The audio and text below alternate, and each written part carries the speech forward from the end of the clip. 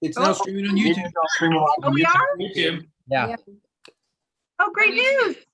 All of us? Yeah, it says meeting is now streaming live on YouTube. Where would that be on YouTube, Carrie? We're on YouTube. Just put the link in the comment of the technical difficulty. Great. Do you have? Is it going to be your YouTube page, Carrie? I just pulled up the link and yes, it is working. It's now streaming. Where Yeah. are we streaming? It's on your personal YouTube. I have the Okay. link. I can send it in Facebook Messenger. Can you There send it we in go. this I love that. Facebook Messenger? That'd be great. Great. Okay.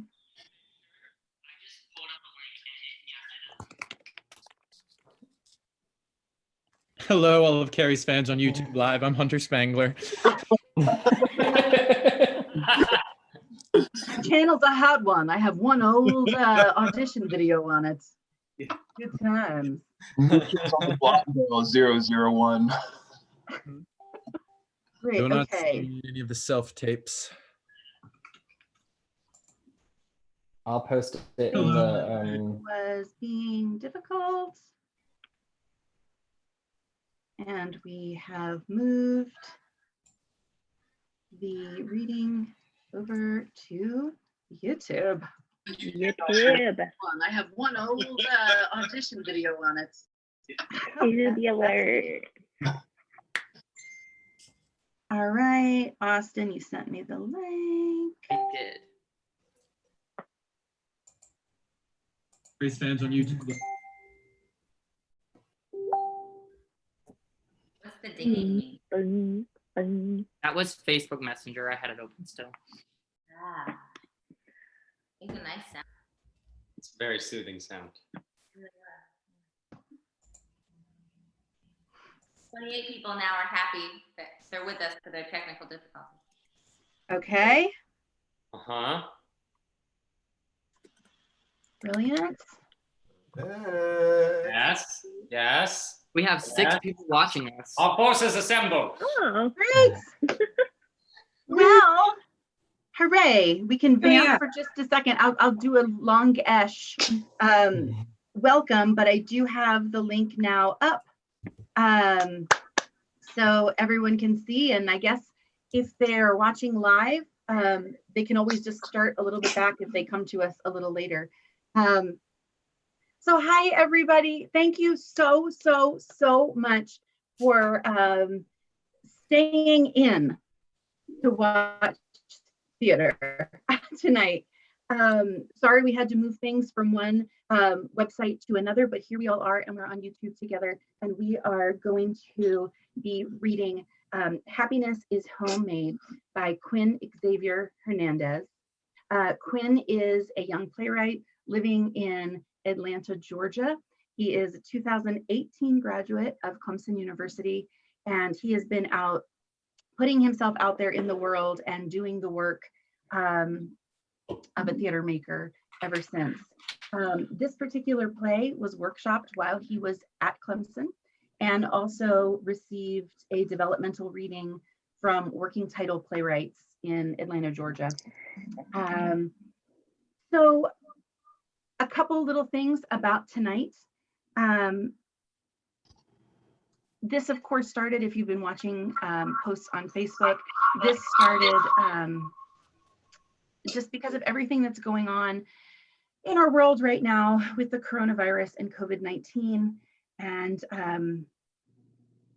our theaters are going dark. People can't gather together and see theater. And that's so detrimental to all of us, not even just those of us who are in the industry. So it felt right to, in the face of this, make something together. And so I was able to assemble some of my favorite people from all across the US to be part of this reading.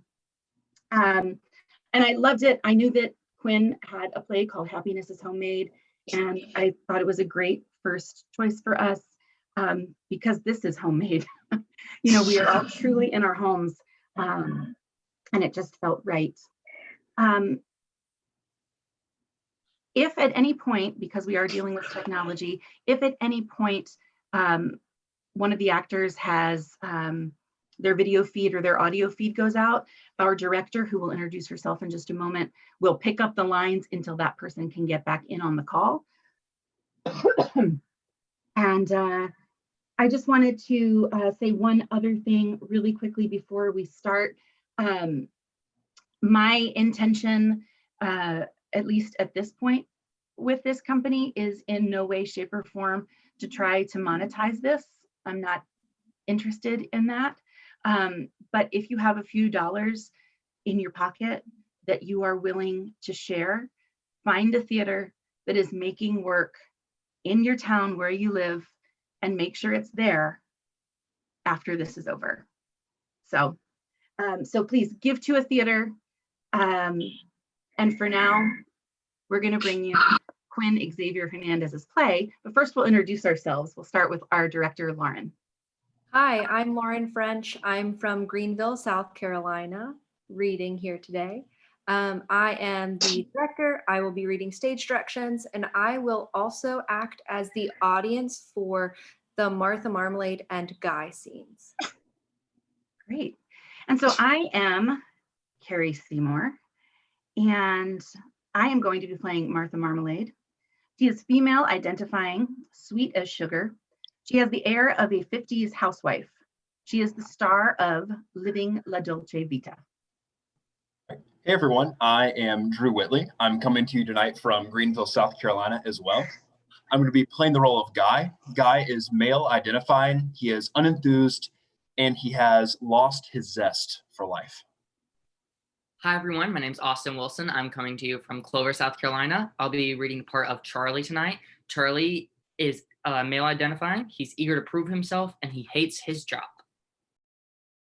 Hi, everyone. I'm Leanne Marie Holmes Monroe. I'm coming to you from Richmond, Virginia, and I'm playing the role of Sharon.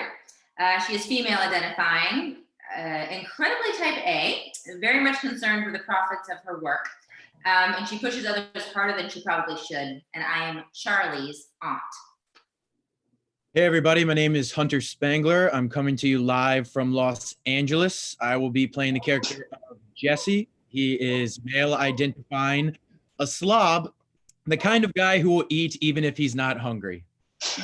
Hi, friends. My name is Christopher Joel Onken. I will be playing Eric, male identifying, a neat freak, the kind of guy who goes above and beyond to impress others. Hi, I'm Crystal Marie Stewart. I'm coming to you from Iowa City, Iowa. I'll be playing Amanda, who's female identifying, super bubbly, hiding a rough edge or two. Hi guys, I'm Kenzie Nguyen, coming to you live from my bedroom in Simpsonville, South Carolina. I will be playing Bethany, female identifying, kind of a bitch in the empowering sort of way.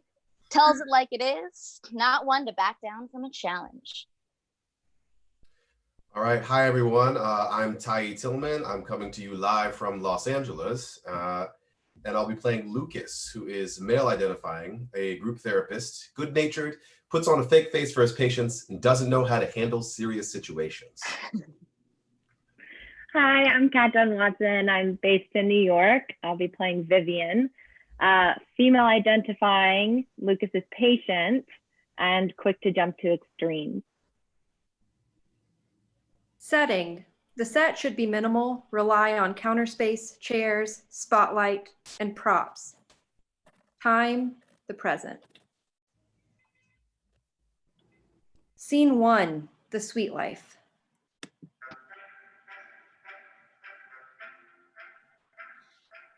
Spotlight. We see Martha Marmalade.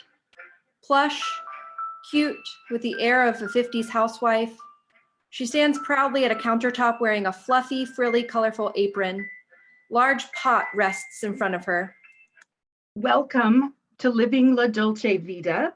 I am Martha Marmalade, and today we are serving up a savory selection featuring everyone's favorite meat. That's right. Today's key ingredient is chicken. Ooh, ah. Another spotlight. A guy appears in a ratty hoodie and sweatpants with messy hair. He stands behind an identical counter bearing a pot of his own. Everyone's favorite meat is bacon. Now, to really live La Dolce Vita, we are going to try to spice it up a bit. Our first recipe, a wonderful, sweet and spicy roast chicken with pistachios, utilizes honey, citrus, and a chili-infused marinade to really give the chicken a delightful twist. Now, first things first, make sure you have a nice big pot because we are going to start by making our marinade. Take 1 teaspoon of lemon and orange zest, 3 tablespoons of freshly squeezed lemon juice, 4 tablespoons of freshly squeezed orange juice, and 6 tablespoons of honey. Now just mix them together in your pot until everything is nicely distributed. She starts to add the ingredients with a little flourish. The guy forces himself to follow suit. Now, once everything is to your liking, you're going to add 6 tablespoons of extra virgin olive oil, 3 tablespoons of whole grain mustard, half a teaspoon of red pepper flakes, 3 cloves of chopped garlic, a tablespoon of fresh thyme, and 2.5 teaspoons of sea salt. Just whisk everything together until it is nice and smooth. Now, this marinade is simply divine. It will really put a pep in your step.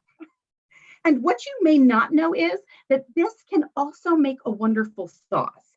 Just add a little bit of cornstarch and some water, and you will have a sauce that makes your neighbors say, "Wahoo!" Wahoo! What? Oh no. I don't want to. Fine. Wahoo! Oh, wonderful. And like I said, this marinade is simply delightful. You wouldn't be. Divine. This marinade is simply delightful. Your neighbors are going to salivate when they taste it. Sure. You know, my friends and family love this recipe. They're always asking me to make it for get-togethers and reunions. Now, here is the extra fun part. Once you've got your marinade set, you want to pour it straight from the pot into a bag. And then you're going to add your chicken and seal the bag and prepare to shake.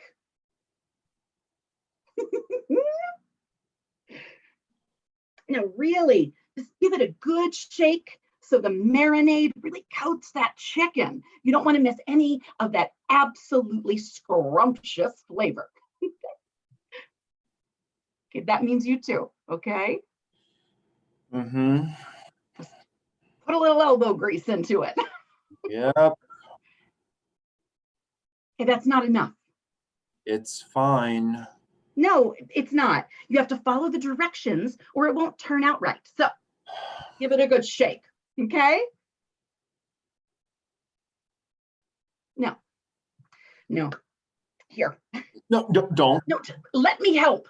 She starts to leave her counter, but the second she steps out of a pool of light. Oh, okay. Hey, that's good. I promise. Whew. Where was I? Wahoo! Ah, yes, wahoo, wonderful, shake, and all that jazz. Now comes the hard part. Waiting 6 hours for the meat to marinate. That's stupid. Excuse me? Why would I wait 6 hours for some wet chicken? Well, it won't be wet when we're through. But I'm hungry now. Good flavor takes time. Isn't there a faster recipe? No, There's got to be. there isn't. I'm going to Google it. No, sacrilege. I mean, there is an alternative. You can always grill your chicken and make the marinade into a sauce. You just add some Cornstarch and water. I know you said it already. Yes. The guy puts the chicken and the marinade back in the pot, then adds cornstarch and water. It's delicious. Looks gross. You're just try it. Try it. The guy shrugs and grabs a wooden spoon. Martha watches him like a hawk as he dips the spoon down and comes up with a large glob of mashed potatoes. He tastes it. Well, It sucks.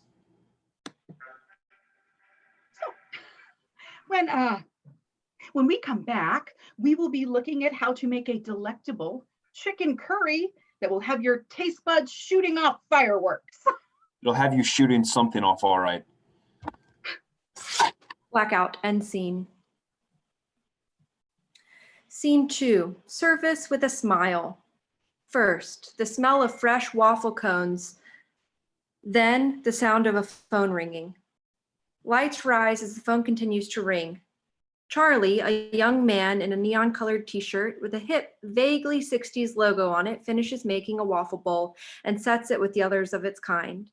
He looks slightly frazzled as he rips the plastic gloves off his hands and grabs the cordless phone.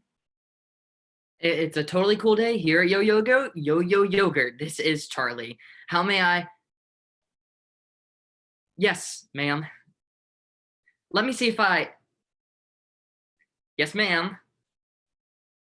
I'm sorry, Ma'am, if I could just...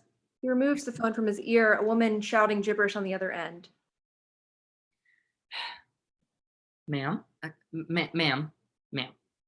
I'd like to help you if I can. Let me see if I can understand the situation. Your daughters came in the other day. Yes, ma'am. Tuesday, just after 3:30 p.m. They came and got some yogurt and used a Groupon for 50% off their second cup up to $10. Is that correct? Please bear with me. I'm just trying to make sure I heard you correctly, ma'am. You said their total came out to $5 and some change? Yes, ma'am. $5.33. I'm writing it down right now. $5.33. Sharon, a meticulous woman in a similar t-shirt and well-kept khakis, enters with a checklist in hand. Her gaze doesn't shift. Charlie, honey, you need to sweep the floors. They're filthy. In a sec, Aunt Sharon. I'm sorry, ma'am. What did you say your complaint was about again? Complaint? It's dissatisfaction. I'm sorry, ma'am. I just want to Let me talk to her. make sure I have your side of the story is all. I've got this. You were saying. Hand me the phone. Okay. Yes, ma'am. I'm aware the Groupon covers the second cup up to $10. I'm sorry? I'm afraid I don't understand. No, I understand what you're saying. I just don't. Ma'am, I'm not sure what you wanted us to do in that situation. Ma'am. Offer her a sincere apology. Ma'am, I'm very sorry for the misunderstanding on both. Not her part. I'd like to make it up to you, if possible. No, it's Charlie. Offer a solution. Can I offer you a... Yes, ma'am.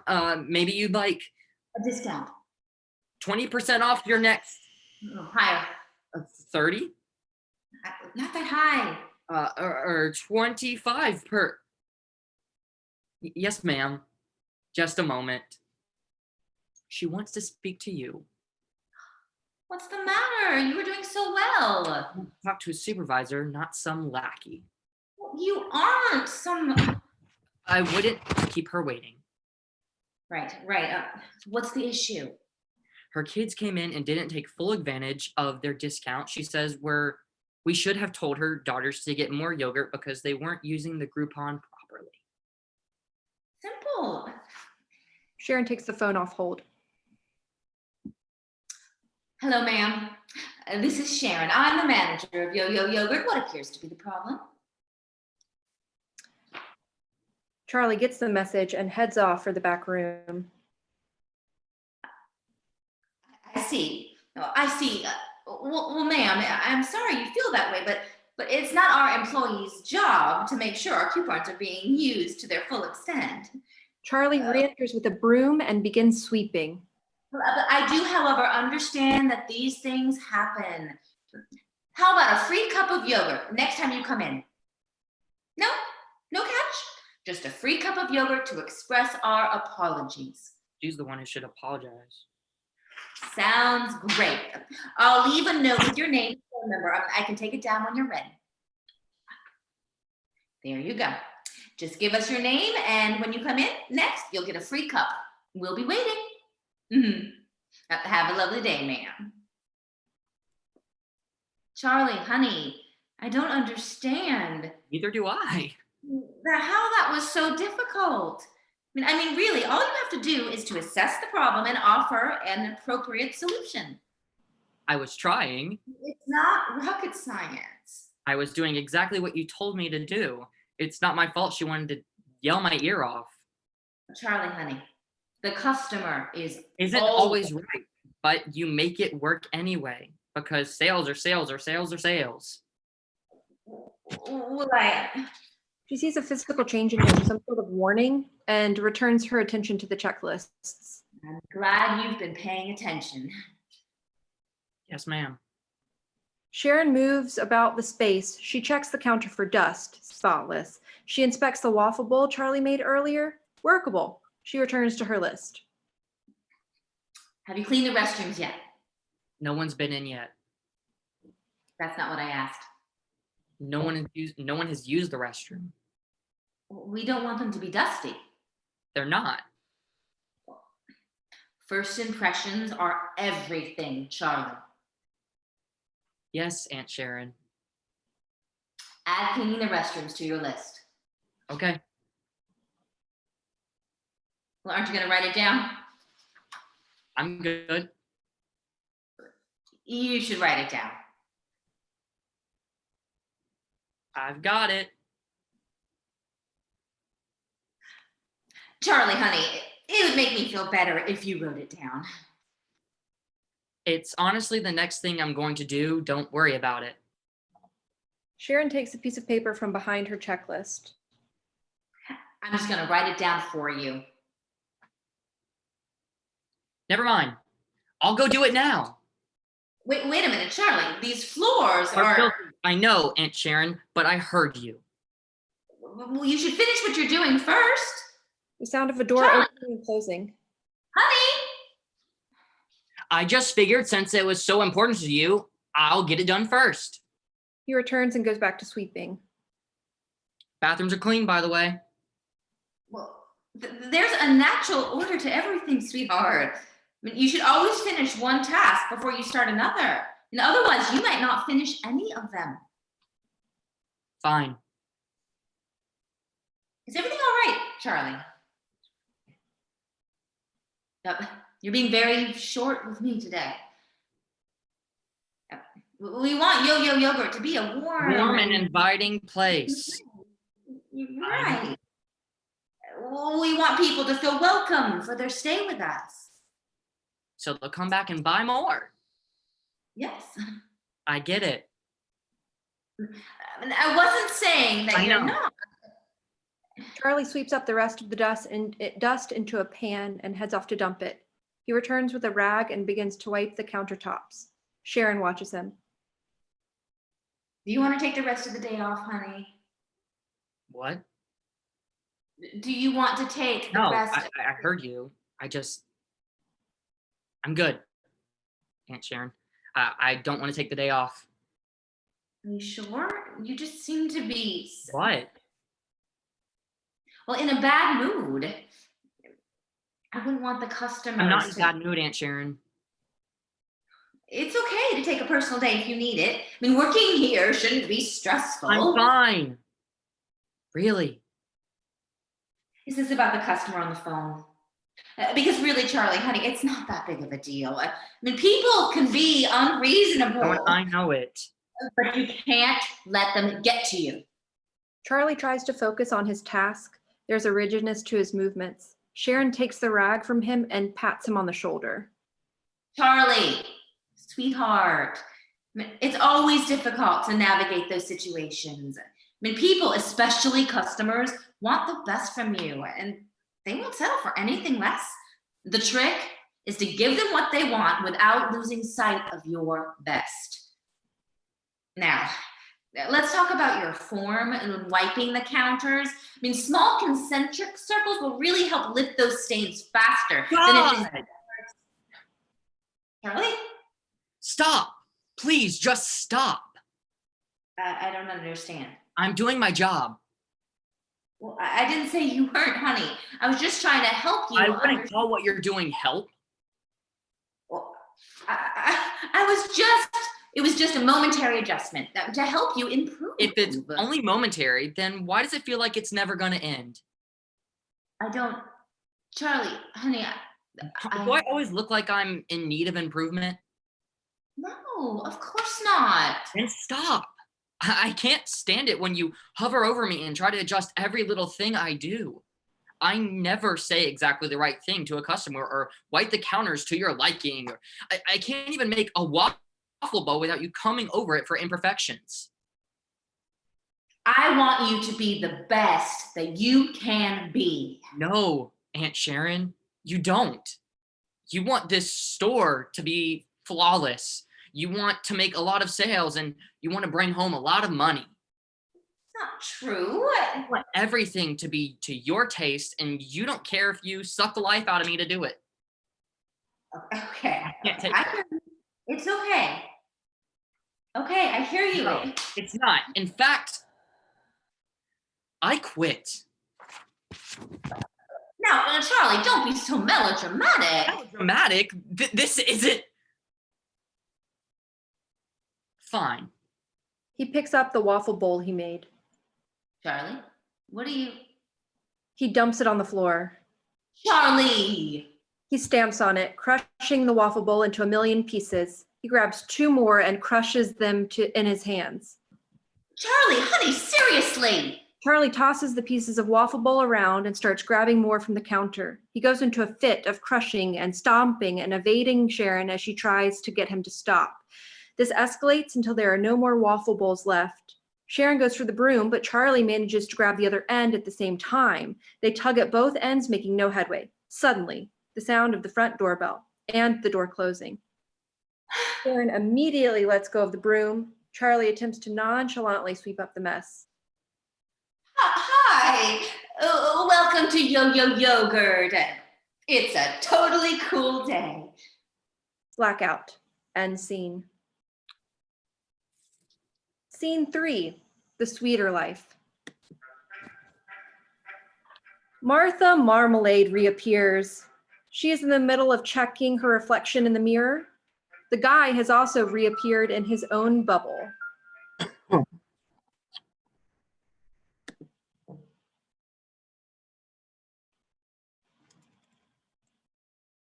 Muted. I was muted. Welcome. Welcome to La Dolce Vita. I am your host, Martha Marmalade. If you're just joining us, you missed out on an absolutely delectable sweet and spicy roast chicken with pistachios. But don't fret. It's still entirely possible to live La Dolce Vita. I've got an absolutely scrumptious recipe for coconut chicken curry on a bed of jasmine rice that will transport you to the wonders of the Orient. Sounds wonderful. Just take 2 pounds of boneless, skinless chicken breast cut into cubes and toss them with 2.5 teaspoons of curry powder, 1.5 teaspoons of kosher salt, a 1/2 teaspoon of freshly ground black pepper in a bowl. Now, of course, if you want, you could also use chicken thighs, but I find that breasts are easier for beginners. Thighs probably taste better. I'm gonna just make sure that every bite is coated to perfection. Now, after that, you are going to want to grab a blender because we are going to puree one 14-ounce can of full fat coconut milk, a 2.5-inch piece of peeled ginger, and 4 cloves of peeled garlic. Martha begins to add her ingredients to the blender. The guy has not followed any of her directions. Go on. I'm good. Okay, you should be following along. No thanks. That's not really living La Dolce Vita style. What exactly is the living La Dolce Vita style? Do you not? Well, as I said earlier, good flavor. It's time. Yeah. You said that last time. Mm-hmm.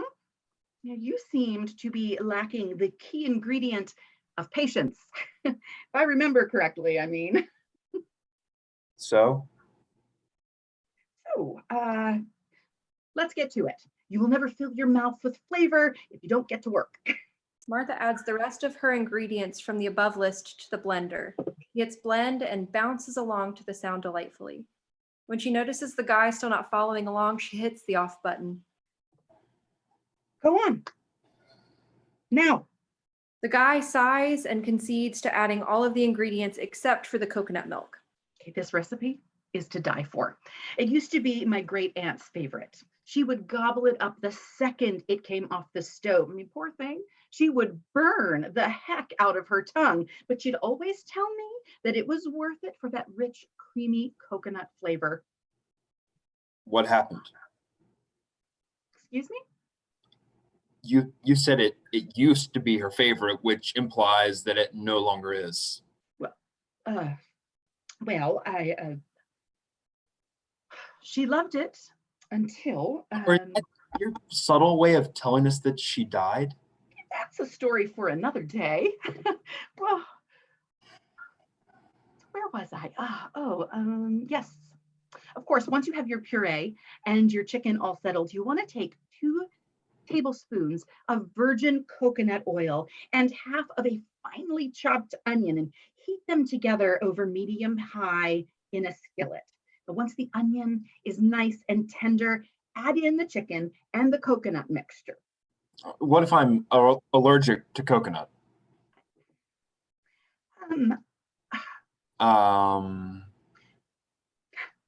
You can always substitute almond milk.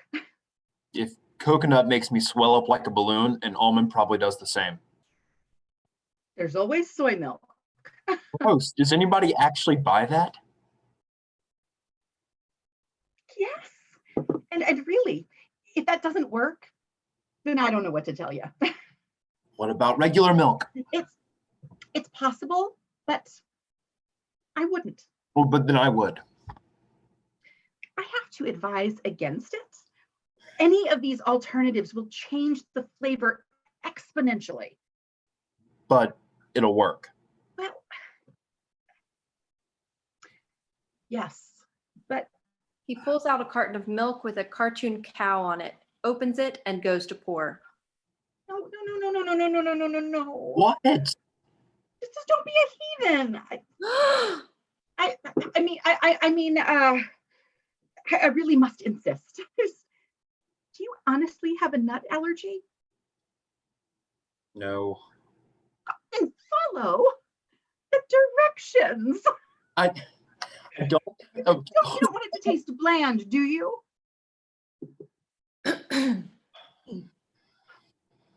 My friend here is providing us with a very important lesson. Always follow the directions when you are first starting out. I understand that there are complications today, what with numerous allergies and intolerances, but if you really want to live La Dolce Vita, you have to follow the directions. Now, can I get a wahoo for this lovely curry? Wahoo? Oh, come on. Now you can do better than that. Let's hear a real wahoo.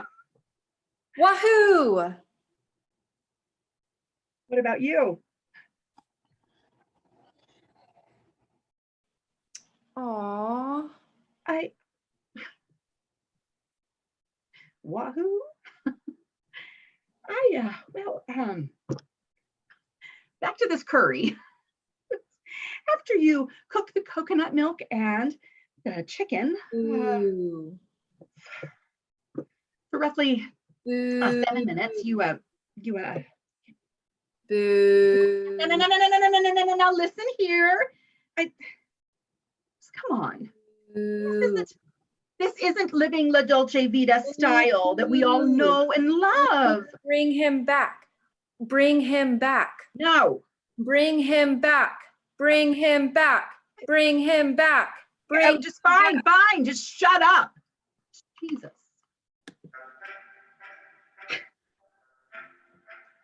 I'll be right back with our unexpected guest. Stay tuned to find out how I incorporate everyone's favorite meat to take a plain lasagna and make it simply stupendous. Boo! Blackout. End scene. Scene 4. Bring it to a boil. In the darkness, something like Dean Martin's That's Amore begins to play. One by one, candlelights flicker into existence, revealing a table set for a fancy date. Steak cooked medium rare, roasted sweet potatoes, and baked summer squash. A corked bottle of red wine sits next to an empty glass. It's picturesque. It's perfect. At least it would be if not for the fact that one half of the meal is merely scraps left on the plate. Lights rise fully to reveal dirty dishes and half-eaten food scattered about. Jesse, a slovenly bro type, gulps the last of some root beer from the other wine glass. He pours the last of the root beer from a can at his side, tosses it aside, then takes a hearty drink. He wipes his mouth. Something is wrong. He begins picking at his teeth. He manages to get something out from between his teeth, examines it, shrugs, and then pops it back in his mouth. He sighs contentedly. The sound of a door opening and closing. Eric, a preppier and neater type, walks in with a corkscrew. He's dressed for said fancy date. He takes in the half-eaten meal. He takes in Jesse sitting there looking full and satisfied. He takes in the wine glass full of root beer. It is all he can do to keep from flying into a rage. Dude, Oh, hey, man. why did I? Oh, sorry, man. This is the last of the root beer. I'll pick up some more later this week. You can have some of mine. As long as you don't mind backwash. Dude, Chillax. It's just a little bit of backwash. the steak, I made it, and the squash. Oh, wait, you made that dinner? Oh, damn, man. Dude, it was so good. You have no idea. I saved the other half. Saved the other half. Well, yeah, man. I wasn't going to eat all of it. Unless you didn't eat it. I didn't make it for you. Oh, Yeah, but you left the plates out. next to candles and wine. So, Eric picks up a remote from under the mess of plates and turns up the volume on the music. With mood music playing. hey, I was looking for that. Eric shuts off the music. What did you think this was all for? I don't know. You're always doing weird stuff. It's not weird. It's romantic. Dude, we've been over this. I'm not into sausage.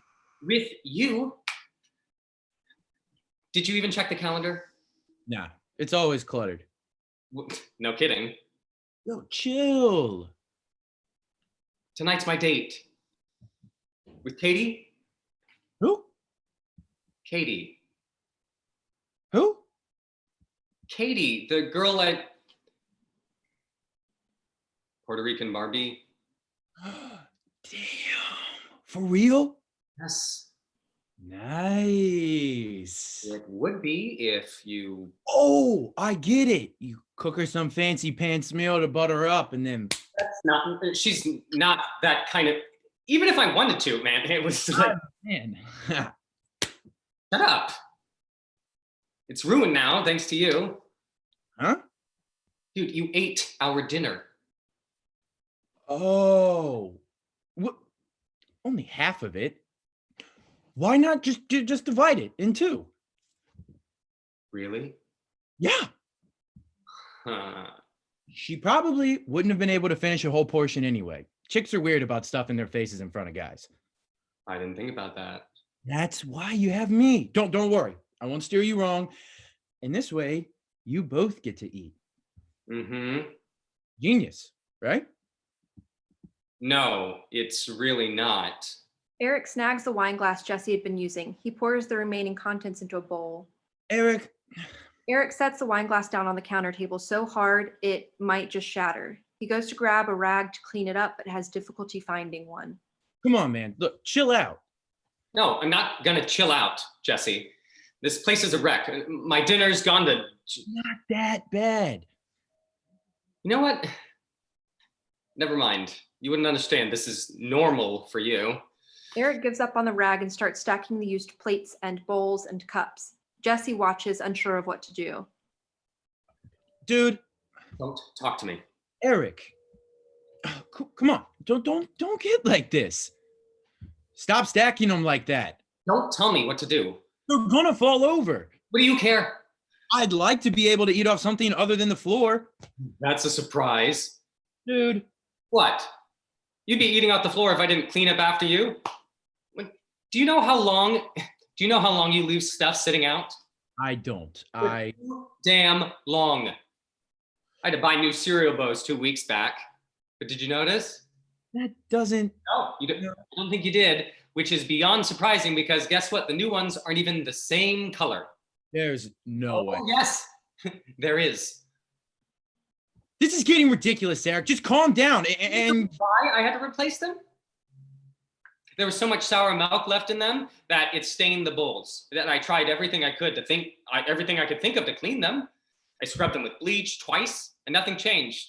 The whole apartment was filled with the smell of rotten milk and Clorox. Easy fix. Open the windows. I opted to dump nearly a gallon of Febreze everywhere. It did the trick. That's why it smelled fruity in here. Well, one of the reasons. I'm not gay. All right. Jeez, it was just a joke. I'm sorry. Har. Happy? Eric goes back to stacking plates, bowls, and cups. You know, I don't know if anyone's ever told you, but you're a dick. Well, excuse me for expecting to be able to actually live in my apartment. You're living now, aren't you? I'm not going to dignify that with a response. You just did, dumbass. Swine. Erotic asshole. Filthy troglodyte. What? Exactly. Eric goes back to stacking dishes. Oh, yeah? Well, I'm fine. Have it your way. Jesse goes over to the rest of the dinner and starts to dig into the veggies, like an animal, scraps flying, food falling onto the floor. He's not hungry, he's just spiteful. Dude, what are you? Jesse cuts a nice big piece of steak. Jesse, don't you dare. He takes a bite. Spit it out. No. Spit it out. Eric grabs a cup and tosses it at Jesse. He misses by a large margin. Now who's making a mess? You couldn't hit the broadside of a barn. You're paying for that. No way. I wouldn't have thrown it if you broke it. But you fix it. It's only fair. Whatever. He goes to the shards and carefully tries to pick up the pieces. He cuts himself and applies pressure with his sleeve. This isn't how tonight was supposed to go at all. Jesse joins him in picking up the pieces. Don't. Shut up. I can do it myself. How is it supposed to go? Do you care? 2 hands are better than 1. We have 4 hands between us. Even better. Jesse. Stop whining. Jesse gathers the last of the glass shards and tosses them in the trash. We'll figure something out. When's your date? 15 minutes. I've cooked a meal in less. Look, there's some chicken in the fridge. You cut it up, throw it in the pan. You don't pair red wine with white meat. Forget that. It won't be right. The flavor palette won't. Beggars can't be choosers. I'm not begging. Do you want me to help you or not? Well, no, but Fine. Jesse starts to leave. Wait. He takes a bottle of wine from the table and hands it to Jesse. I don't have much choice. Jesse hands it back to Eric. Eric immediately pushes it back into Jesse's hands. Please. That's more like it. Okay. Get the chicken, slice it thin, throw it in a pan with some oil. I'll whip up some rice and we'll throw some teriyaki over it. Call it a day. It's not exactly romantic. Yeah, but it's something. I'll go out and grab some fancy dessert or champagne or something while you're eating. Really? Yeah. Take it as an apology. Thanks, man. Eric hugs Jesse. Jesse is uncomfortable. Yeah, get off me. I'm not buying shit if you're gonna sit here doing nothing. Right, sorry. Chicken, on it. Eric exits. Jesse starts to follow but stops short. Grabs the dropped corkscrew, opens the bottle of wine and takes a drink. He goes back over to the remnants of the dinner. He grabs a bite of the steak and pops it in his mouth. Chews, swallows. Takes another sip of wine. It's good. Suddenly, he knows this date has to go well. He wants to eat this meal again. Better get them dessert and champagne. Blackout. End scene. Scene 5, the not so sweet life. The spotlight returns. There are new ingredients set about and 2 large Pyrex bakeware pans. One is clean and the other is stained. But neither Guy nor Martha are anywhere to be seen. Suddenly, the sound of struggling, then the sound of something big and expensive being knocked over backstage. Yet. Watch it. Would you stop struggling? No. Oh, really? Let go of me. Come on. Martha Marmalade enters, dragging the guy on with her. He nearly drags her back off stage. They love you. She manages to thrust him into the spotlight with the clean dish. Woo! See? Oh, wahoo, am I right? Martha rushes to the other spotlight. Welcome back once again to Living La Dolce Vita. I'm Martha Marmalade, but you knew that already. I am rejoined by our extra special guest. The last time you all were here, I took you on a magic carpet ride. That's racist. To the wonders of the Orient with a wonderful coconut chicken curry. It sure was fun, but now it is time to dive into another delectable dish. If you remember, Did we forget? I promised you that I would take our main ingredient of chicken and use it to make a lasagna that'll blow your socks off.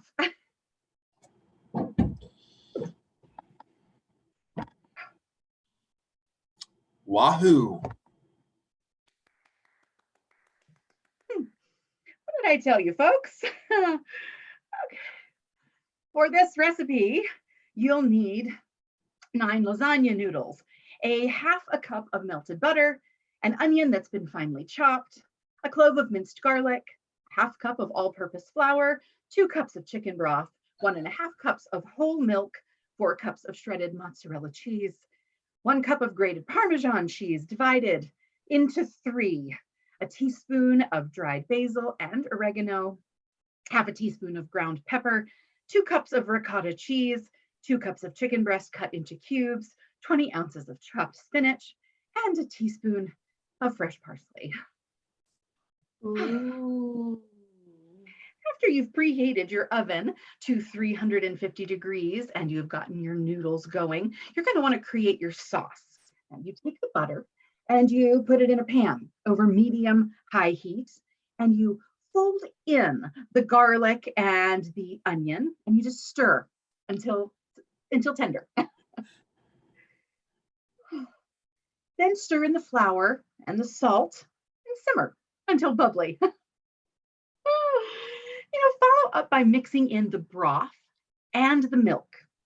Bring it to a boil while stirring constantly, and then add the cheese and seasonings just in a little bit at a time, so as not to make a mess. Guy makes a little bit of a mess. Remember, a clean kitchen is a happy kitchen. No one likes a messy sauce.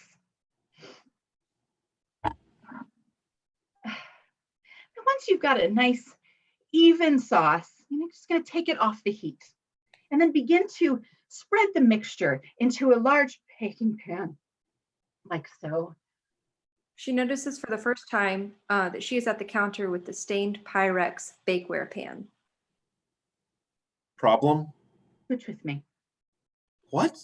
No way. You've got my dish. You chose that one. I think our extra special guest has gotten a little turned around. That was my dish, right? It was mine. Was being the operative word. Give it back. No. This one is yours. Not anymore. Don't be difficult. Here. Martha exits her spotlight to try and take the guy's baking dish. They lay hands on it at the same time. Martha tugs, the guy tugs back. Just use that one. It's filthy. That's not my fault. Actually, it is. How would you know? I just do. Oh, really? Martha wrestles the baking dish away from the guy. Really? You don't know the first thing about me. Martha heads back to her spotlight, but the guy grabs her by the apron. She tries to spin around and face him. Okay, just let go of me. Let go of me. Not until you give me back my dish. It's mine. Never mind. I don't want it. Take it. I couldn't. Take it. It would be wrong of me. Martha attempts to shove the dish into his arm. Guy pushes it back to her playfully. Take it, damn it. Now. If you insist. Martha shoves the dish into his ribs. He retakes his place in the spotlight. Martha returns to her own and taps her fingernails against the stained baking dish. What she wouldn't give to shatter it. She is so absorbed in this, though, she forgets where she is.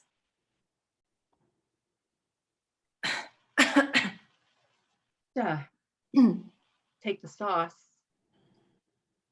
Spread it in your dish. Layer noodles, chicken, and ricotta. She throws the mixture of the above ingredients in. They are definitely not layered. Make sure it's even. Martha does nothing.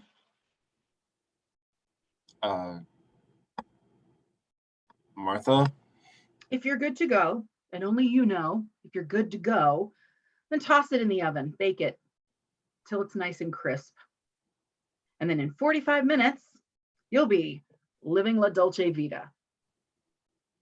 Wahoo. Wahoo. Martha,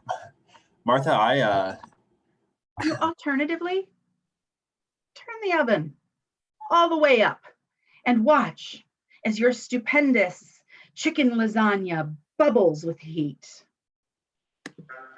And first, it'll get crisp, and then it'll turn brown. But don't take it out. Keep watching it until it turns black and fills the entire room with smoke. If you're lucky, your oven will short out and catch your cute little kitchen on fire. You might not even have a place to live afterward, but everything will be nice and warm with all that fresh kindling. Blackout. End scene. Scene 6. A healthy balance. The sounds of outlet mall chatter, the vaguest myriad of smells of the food court. A spotlight shines on Amanda. A super bubbly girl dressed in a uniform that resembles Smoothie King or Jamba Juice work clothes, who stands confidently before the crowd. She carries a tray of plastic cups containing various smoothie samples in one hand. Her balance is impeccable. She addresses the audience like they are potential customers milling about the mall. Tired of the summer rush? Dying for a taste of paradise? Quit running yourself ragged in the summer heat. Treat yourself right. Come on over to Smoothie Stop and pick up one of our brand new Aqua Bliss blends made with coconut water, all of life's essential vitamins and minerals, fresh fruits, and perfect veggies plucked straight from the ground. One sip will have you feeling good as new.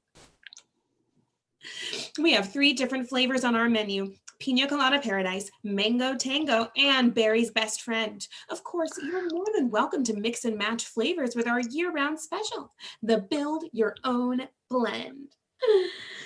There's a $1 discount if you bring in your sample cup. Put a little bliss in your life. Buy one today. The spotlight on Amanda goes out. A different spotlight shines on Bethany, a girl with resting bitch face dressed in rival juice smoothie chain uniform. She looks less than enthused to be standing before the audience. She haphazardly hands a couple of members of the audience coupon cards. Come on down to Jump for Juice. It's the happiest place you'll ever see. Yeah, they really make me say that. Stop in and try one of our satisfying hydropower punches. They're packed with vitamins and minerals and electrolytes. And add an extra 20 grams of protein to really put a pep in your step. Oh, look, just do me a favor, okay, and stick one of the coupons, because my boss is threatening to dock my pay if I don't give out at least 100 of these by the end of my shift. Pass them around, or don't. I don't really care. Have a happy day. She walks out of the spotlight before it can go out. It goes out. 2 spotlights appear, one on Amanda and the other on Bethany. They have switched places. They are still giving out samples and coupons. Neither girl notices the other. Does this heat have you beat? Come on down to Jump for Juice. Need a fix of smoothie-licious bliss? It's the happiest. Blah, blah, blah, blah, blah. Take a trip to Smoothie Stop to relax and refresh. Our brand new Aqua Bliss blends are perfect for a taste of paradise. Hydropower punch. It's good for Get on something. top of the latest smoothie trend. Take a sample and tell all your friends. Hydropower punch. It's really got a kick that'll make you sick. Why jump for juice when you can put a pep in your step with one of Smoothie Stop's amazing Aqua Bliss blends? Hey, don't drag your feet. Come into Smoothie Stop today. Those should be my lines. Perhaps, but something tells me even if they were, you couldn't keep up. See what I did there? Yeah. Aw, don't be sour. Don't tell me. I'm sure what if you weren't running low on juice, you'd be doing a much better job. Cut it out right now. Fine by me. You're disrupting my flow anyhow. She hands out the last of her samples. Stop by Smoothie Stop with your sample cup and get $1 off. Don't worry, I'll be right back. Amanda exits. Don't worry, I'll be right back. Bitch. Can you believe her? Who does she think she is? Bouncing in here with her samples and her fake ass attitude and her stupidly clever puns. How am I supposed to compete with all that? I mean, honestly, what would you rather have? If it's between a sample you can drink and throw out or a shitty piece of paper for 20% off that you'll definitely throw away minutes after I hand it to you, then you'll take the fucking mini smoothie and be on your way, right? Right. Don't even fucking lie to me, okay? We both know what you're thinking, asshole. Don't get paid enough for this shit. Bethany exits as Amanda returns with another tray full of sample cups. Amanda notices her absence. Amateur. Don't be down in the dumps like negative nurse Nancy down there. Take a cup and drink up. It's the only way to beat that heat. It's the best way to keep yourself feeling fine. So why wait? Come on down to Smoothie Stop and make sure you get... Smoothies are lumpy. Don't chug that sludge. Excuse me? Bethany starts giving out juice samples to audience members with smoothie cups. Doesn't your throat feel gross after that? It's all the dairy they use. Makes everything get all sticky. Jumper Juice's hydropower punches are just what you need to knock that taste right out of your mouth. Actually, our new Aqua Bliss blends utilize coconut water for the ultra refreshing. Our hydropower punches use only fresh fruit and veggie juices. No worries, they're totally free of any nut or seed allergies. Can't say that, can you, smoothie stank? What did you just call? What? Choose the drink that has your health at heart. Smoothies are better for you. Cold pressed juice is the way to go. Juice is so bland and boring. You're more likely to choke on a smoothie than juice. Skip the stop and hop on over to Jumper Juice. It's a choice you won't regret. Amanda grabs the sample Bethany is trying to give to an audience member. That's rude. Bethany tries to give the same audience member another sample. Amanda places the first juice sample on her tray and takes the second one. Quit it! Make me. I don't have to. Bethany hands the same audience member her last juice sample. Amanda grabs the third from the audience member and drains the cup in seconds. You must be awful thirsty. Please, that crap is nasty. As if. You couldn't pay me to drink more of it. Then I'll take my samples back, please. No way. Hand them over. No one deserves to torture their taste buds like that. You're not used to flavor. You call that flavor? Yeah. You know, the thing your cups of sludge lack in every capacity. Our smoothies are not sludge. Okay. They're delicious and nutritious and so much better for you than your lackluster juice. I heard that Smoothie Stop uses some of their same chemicals found in antifreeze in their smoothies. You wouldn't want to put that in your body, would you? We do not. Prove it. All of our ingredients are listed online at our super convenient and easy to navigate website, www.smoothiestop.com. You can find all the health information you could ever want under our recipes page. Sounds like corporate bullshit to me. Yeah, well, your juice smells like it. Whatever, just give me my samples back. No. Fine. There's more where that came from anyway. Don't worry, I'll be right back. Don't bother. Amanda tosses the contents of both juice samples on Bethany. Whoops. My bad. You have got to be kidding me. My hand slipped. Sure. Honest. I'd say it's pretty fitting for a juice junkie. Bethany takes one of Amanda's smoothie samples. That's not fair. Bethany pours the sample on Amanda's head. Whoops. My bad. Now, if you'll excuse me, I'm going to get more juice samples. I'll be right back. Bethany exits. Amanda looks down at her uniform. She wipes more of the smoothie off of her. It's no use, it's gonna stain. Can you believe her? Who does she think she is? I've seen her out and about when it's slow in the store. She's always scowling and crude.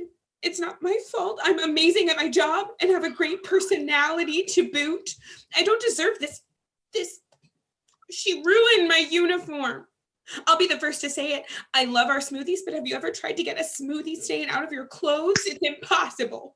And I can't change into another shirt because my shift doesn't end for 4 hours, and our manager, as wonderful and hardworking as he is, hasn't ordered shirts in forever. I know what you're thinking. I deserved this. I shouldn't have dumped that juice on her, but you didn't taste it. I saved you from a fate worse than death. You should be thanking me. Ugh, it's all in my hair. I need to get this out now. Amanda storms off stage, forgetting the tray as she goes. Bethany re-enters in street clothes with a bag at her side. Fucking bitch. Bethany notices the sample tray. She goes to pick it up. She picks up a cup, eyes it carefully. She tosses it in the direction she entered from. Hope you like watching your customers go to the competition. And for your information, the juice fucking sucks. Amanda re-enters, still covered in smoothie, and goes to grab the tray. I hope you're happy. I hope you're happy too. You got me fired. Ditto.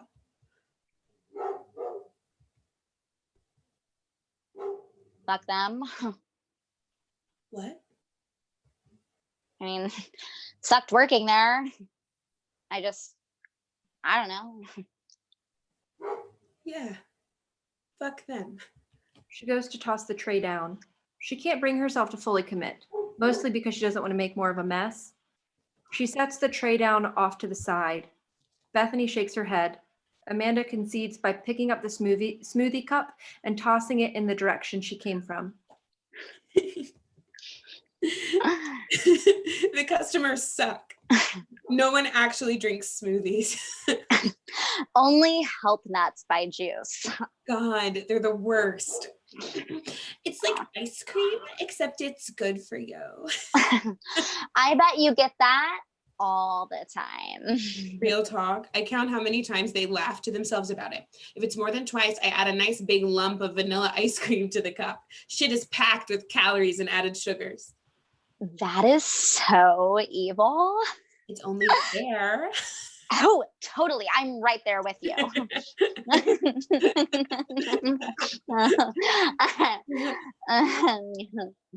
Yeah.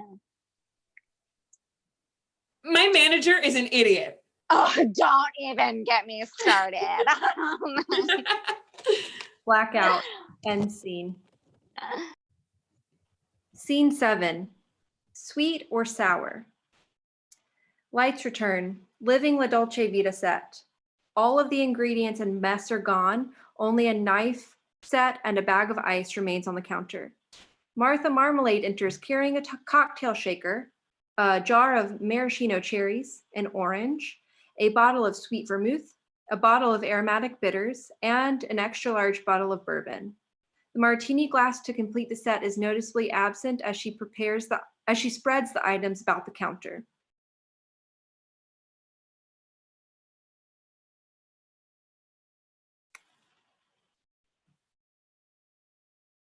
You fill a martini glass with ice so it chills. If you don't have one, you can just drink the liquor straight from the shaker. It can hold more liquor anyhow. Add 2.5 ounces of bourbon. Follow up with an ounce of sweet vermouth. And then top it off with 2 or 3 dashes of aromatic bitters.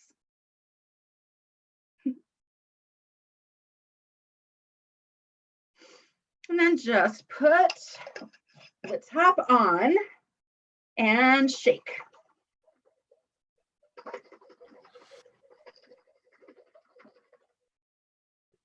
Martha? Just a light shake. Pays to be gentle. Martha. Martha, come on, quit it. Here you have it.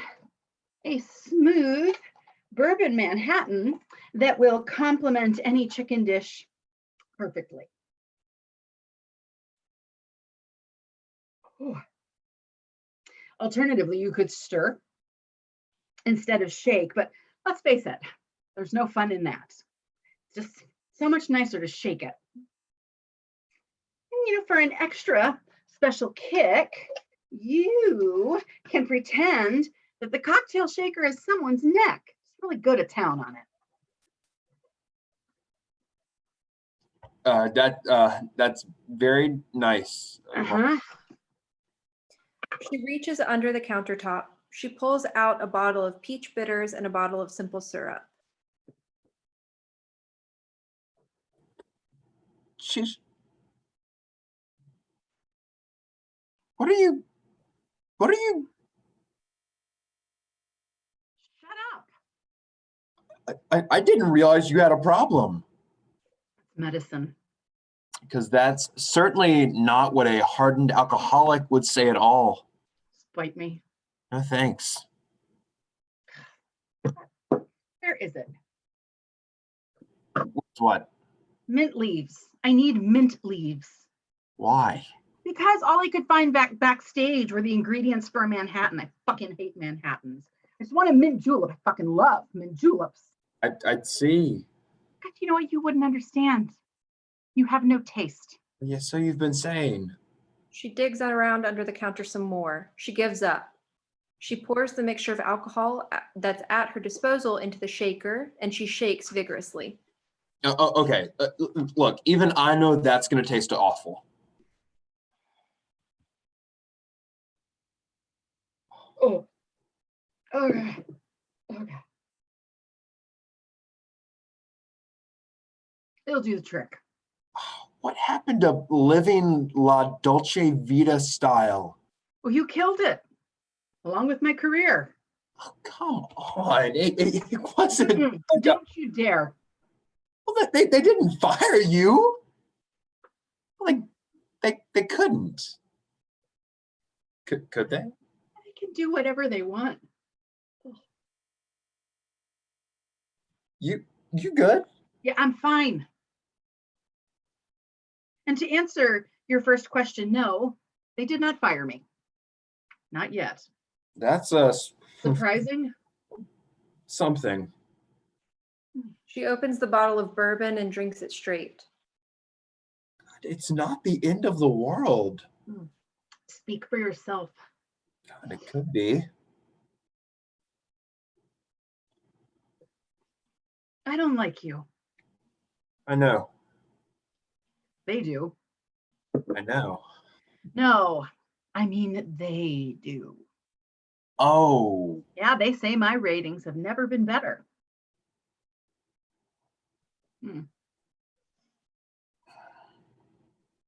That's disgusting.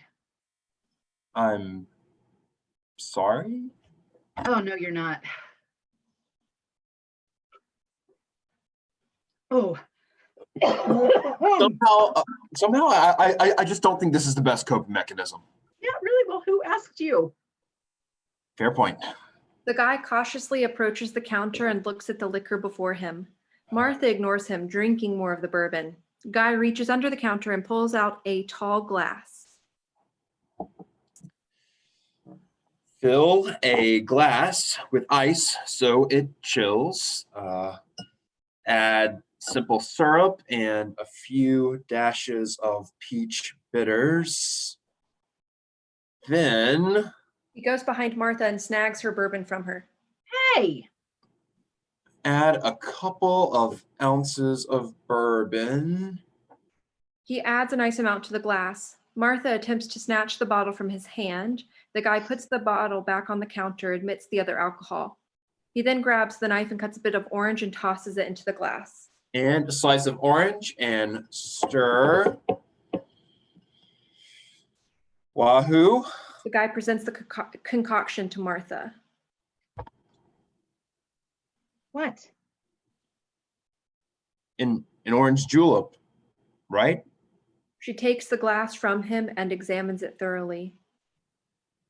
Right. It's not mixed properly. Sheesh.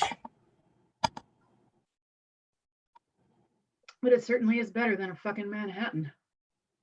That's good. Oh, yeah. Can I try it? Sure. Martha hands him the drink. He takes a sip. It doesn't it doesn't What? it doesn't taste bland. Huh. Blackout. End scene. Scene 8. How the cookie crumbles. As lights return, we see that numerous folding chairs have been set in a semicircle. A messenger bag rests next to one of them. The counters have been covered in a white tablecloth and sit behind. A pitcher of water, some cups, a few napkins, tiny styrofoam plates, and 2 trays of many various baked goods sit on top. One tray is differently colored and contains nut allergens. Both trays should have brownies that are virtually indistinguishable. Likewise, both trays are missing a little over half of the desserts that used to be piled on them. There's a wet spot where a cup has been knocked over, and there are crumbs everywhere. Lucas, a group therapist with an awkward, squeaky clean look about him, stands off to the side, waving at his group members as they leave.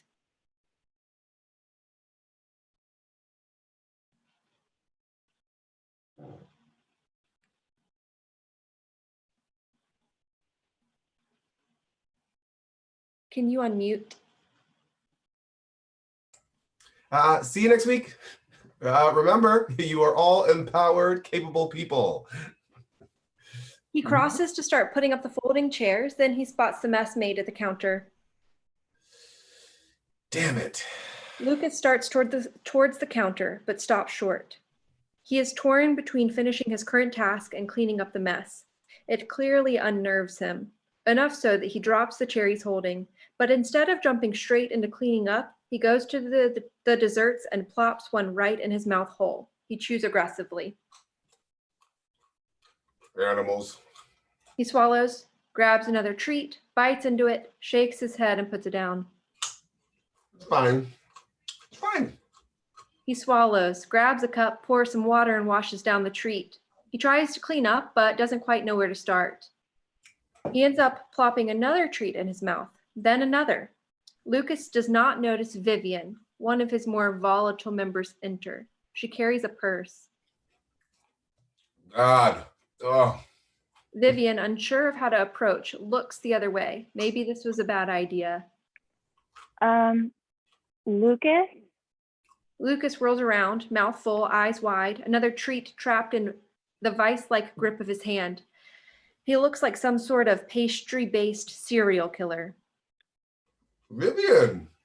He tries to force himself to swallow. He starts to choke. Vivian doesn't realize what's going on. I know this really isn't normal, I guess. Lucas grabs his throat. Vivian doesn't notice. And I know you're not really, I don't know. Lucas tries to get her attention. Maybe you're not allowed to do one-on-one sessions, but you know, this is really hard for me to talk about, Lucas. I don't appreciate that.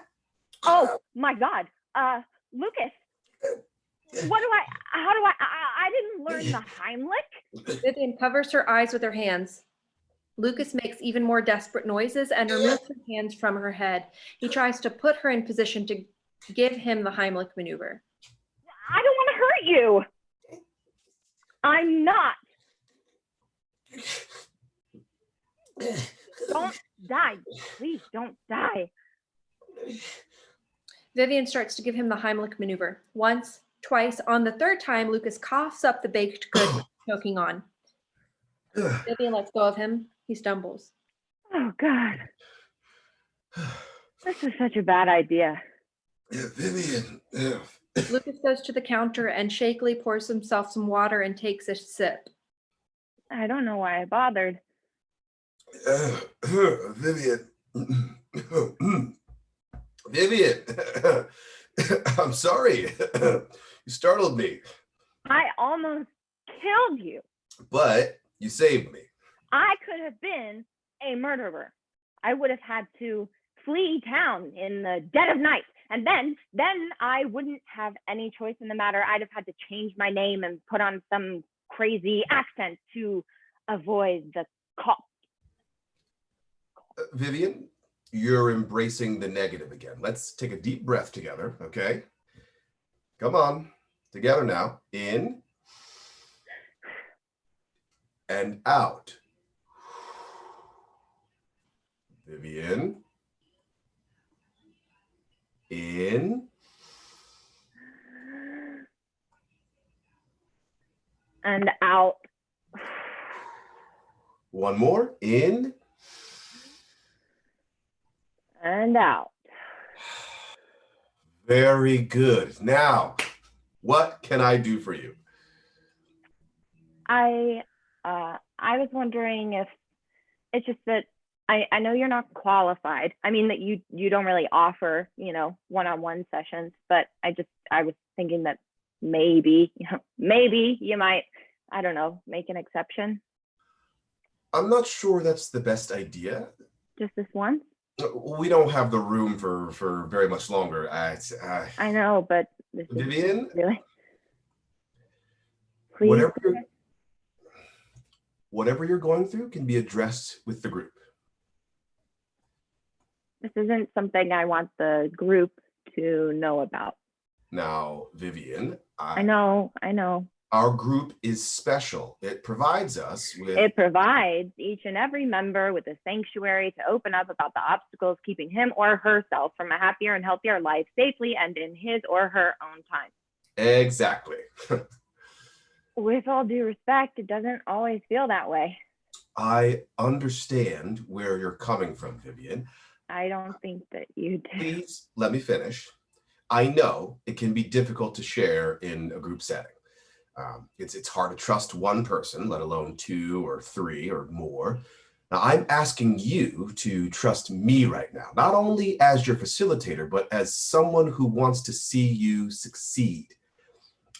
I need you to trust me. I do, Lucas. That's why I'm coming to you with this. Okay, perhaps you should address these concerns with the group next week. It will help you to be able to talk about challenging obstacles problems. Let's use the approved language in our Safer Spaces for Happier Faces guide, okay? This was a bad idea. Vivian. I don't know what I was thinking. Let's not get ahead of ourselves. Okay? Forget I said anything. Okay. Vivian turns to leave, but Lucas grabs her hand. Wait. It's fine, really. I'm sorry I bothered you. No, it's not. Lucas pulls out 2 of the folding chairs so they can sit. Stay. Sit. Lucas pours 2 cups of water. You don't have to. Lucas hands her a cup. He takes a seat. Drink. Say whatever you need to. Is this? I'm not going to bullshit you right now. I don't have the energy to play pretend, so just, speak, I guess. You're a phony? Not a phony. Just, human. What about all that embrace positivity or obstacles instead of problems and support rather than comparison stuff? Jargon. But your mannerisms. Oh, no one real acts like that, and you know it. Then why? Some people need that kind of mentor in their lives. What makes you think I'm not one of those people? I don't necessarily. I think I am one of those people. Well, right now, you aren't. But I'm going to be honest, Vivian. If I were still getting paid, then yes, you'd still be getting that. But I'm off the clock, and while I'd rather get out of here, you need me, so I'm going to be real with you. Also, while we're on the subject, because A, if I have to use one of those stupid catchphrases or buzzwords again today, I'll blow my brains out, and B, I think you deserve that much. Look, you wanted someone to listen, right? Yeah. Good. I'm here. So, talk. Well, okay. So last week, I'm sorry. Don't apologize. I just get like this, Hey, this is a safe space. Okay, go on. Last week?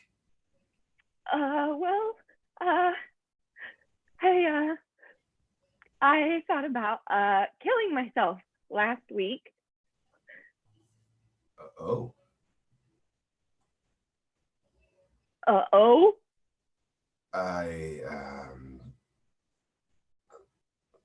What? Nothing. Oh. Oh my God, you think I'm a freak. No. You think I'm insane. And this was way too much for you to handle. And this was such a bad idea on my part. I shouldn't have told you. No, I just wasn't, I don't. You totally do. No, Vivian, I don't. Don't lie to me. I just don't know what to think. I think you know exactly what you think. No, honest, Vivian, you are so positive when you share with the group. You were the last person and you seem so happy when you leave. He spots a tray of baked goods. He goes to it and picks up a brownie from the nut allergen tray. Brownie? What? I noticed you didn't take any of the treats I brought earlier. You should eat one. It'll help. I don't see how that's supposed to help. Just try it. He shoves the brownie into her hands. Vivian looks at it, takes a bite, chews, and swallows. Good. Now let me see if there's anything. Lucas grabs his messenger bag and pulls out a bound notebook bearing the title, Safer Spaces for Happier Faces. He combs through it. Meanwhile, Vivian takes another bite of brownie, chews, and stops suddenly. Lucas? Just give me a sec. Are there? I'll be right with you, okay? Just 1 sec. Lucas is flipping through the book. Vivian starts taking shallow breaths. She spits out the rest of the brownie. She grabs her purse. Breathing gets worse. Lucas finds the he's looking for. Okay, right here, okay? He brings the book over to Vivian, shoves it in her face, accidentally knocking her purse out of her hands. I knew we'd have a resource system for something like this. This number. Vivian knocks the book out of his hands and grabs for her purse. Her breathing's getting shallower and shallower. Hey, that's gonna help you. What? Oh shit! Do you want me to? Vivian pulls an EpiPen out of her purse and injects the EpiPen.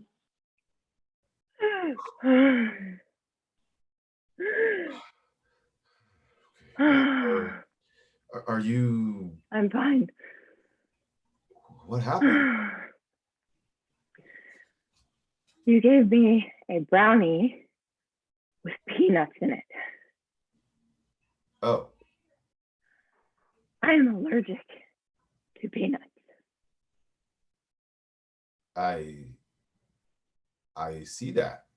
Mm-hmm. I'm sorry. It's fine. I didn't. I know. I'm gonna go now. Okay. Yeah. Okay. Vivian gathers herself and heads for the door. Wait. Yeah. Lucas grabs the notebook, finds the page he was on, quickly checks his pocket for a pen and can't find one. Instead of asking, he rips the page out and offers it to her. If you need it, just in case. Thanks. I have my own. You gave one to everyone in the group, remember? Oh, yeah. You're right. Sorry. Don't apologize. Right. Okay. Hey, we're even now? What? We're even for earlier with the choking and the... Yeah. We're even. Okay, bye. Yeah. He leaves. Will I see you next session? Blackout. End scene. Scene 9, The Sweetest Life. The guy appears in a spotlight at the counter, making sure that all of his ingredients around him are in place. His focus is so sharp, he is completely oblivious to everything and everyone around him. The variation of the jingle stops. Martha Marmalade appears in another spotlight nearby. Oh, hi everyone. Welcome. This is the first installment of Deadpan, the only cooking show where you can be dead inside, but the flavor won't be.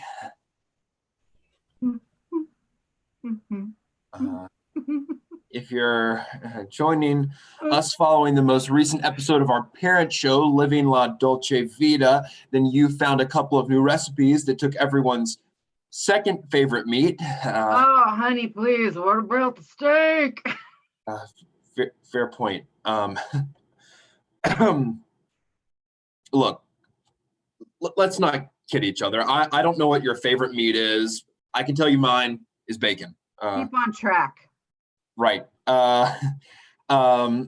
If you watched the latest episode of Living La Dolce Vita, you picked up some recipes to cover all of your bases when it comes to chicken. From simple culinary classic to zesty Italian dishes to the wonders of the Orient. Still racist. It's also the look. Whatever. I might have been skeptical at first, but our special guest, Martha Marmalade, helped me really taste the Living La Dolce Vita style. I think you just needed to hit the bottle. Anyway, I've decided to commemorate my first episode to that moment. He reaches under the counter and pulls out 2 orange juleps. He offers one to Martha. We shouldn't. Martha takes her glass. They clink them and take a drink. Aww. All right. Enough of that. Let's change things up a little bit and make something tart. Today we're going to be making key lime pie. It's to die for. Sure. Can we get a wahoo? Okay, just one wahoo. Wahoo. That's the spirit. And don't push it. What? Just for this recipe, you'll need 1 1/4 cups of graham cracker crumbs, 2 tablespoons of sugar, 5 tablespoons of unsalted melted butter, a 14-ounce can of sweetened condensed milk, 4 large egg yolks, 1/2 cup and 2 tablespoons of fresh lime juice, and 3/4 of a cup of chilled heavy cream. Okay, start by preheating your oven to 350 degrees. And then you stir the graham cracker crumbs, sugar, and butter until it's nice and mixed. And follow by pressing the mixture evenly into a glass pie plate. Martha grabs a pie plate from beneath. Meanwhile, the guy has grabbed milk, yolks, lime juice, and a large bowl. He pours the yolks and milk in. And then you beat the condensed milk and yolks together in a bowl. Add lime juice in portions. Make sure you taste it as you go. We want it nice and tart. I got it. The guy adds more lime juice and mixes. He then takes a spoon and dips it in the mixture. He comes up with a heaping pile of the same bland mashed potatoes from the first scene. He looks at it, then he uncertainly takes a small taste.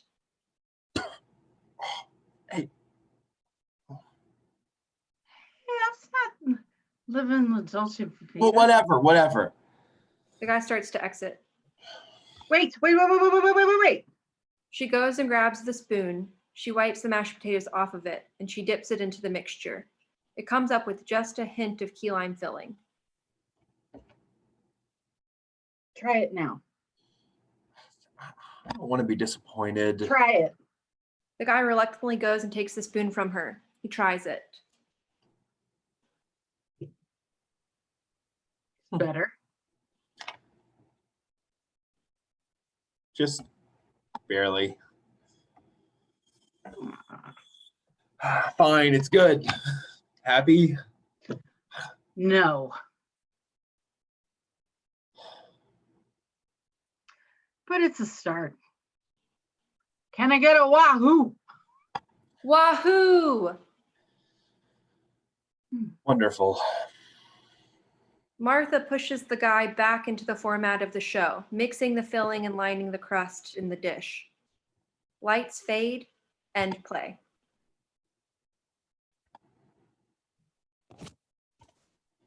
Thanks so much, everybody. A virtual curtain call. Everybody who was watching with us, thank you so much. Thank you for moving to Facebook over to YouTube with us. Remember, if you have a few extra bucks, give it to a theater in your neighborhood. Stay inside.